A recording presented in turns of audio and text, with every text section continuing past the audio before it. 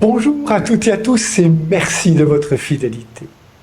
12 comme les 12 tribus d'Israël. 12 apôtres appelés par Jésus pour accomplir la mission que Jésus a commencée depuis son baptême par Jean dans les eaux du Jourdain.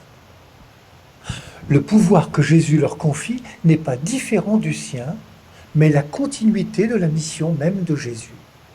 Expulser les esprits impurs, guérir de toute maladie et infirmité. Ce qui veut dire manifester en acte la venue et la proximité du règne de Dieu.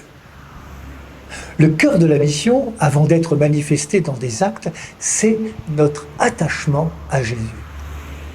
Dans les introductions qu'il leur donne, notons que c'est le peuple juif auquel appartient Jésus et les 12 qui est le destinataire premier de cet évangile du royaume.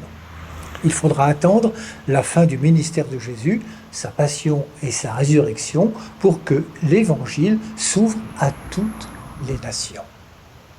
Jésus ne les choisit pas en fonction de leur notoriété, ni en fonction de leur qualité ou de leur charisme.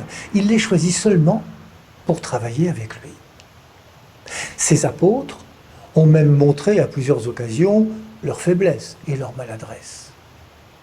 On reconnaît bien là Jésus qui ne regarde jamais une personne sur la seule apparence ou son appartenance sociale ou religieuse, mais regarde ce qu'il est capable de faire et devenir.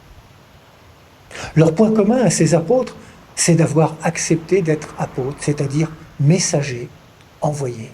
Leur point commun, c'est leur attachement à Jésus, c'est la foi qu'ils mettent en Jésus. Ces apôtres nous ont montré que la foi est un chemin chaotique qui passe par des hauts et des bas, que ce chemin se construit au cours de la vie, qu'il passe parfois par des crises. La mission, c'est d'abord notre attachement à Jésus-Christ. Il n'y a pas d'autre mission que celle de Jésus-Christ, l'unique Sauveur. Ce qui est demandé aux disciples avant d'aller au bout du monde, c'est de vivre au plus près du ministère de Jésus, dans le quotidien. Et la mission, proclamer que Dieu n'est pas un Dieu lointain et que son royaume de paix et de justice est tout proche. Vivons cette mission par notre manière d'être présent à ce monde que Dieu aime. Bonne journée à toutes et à tous, prenez bien soin de vous et des autres.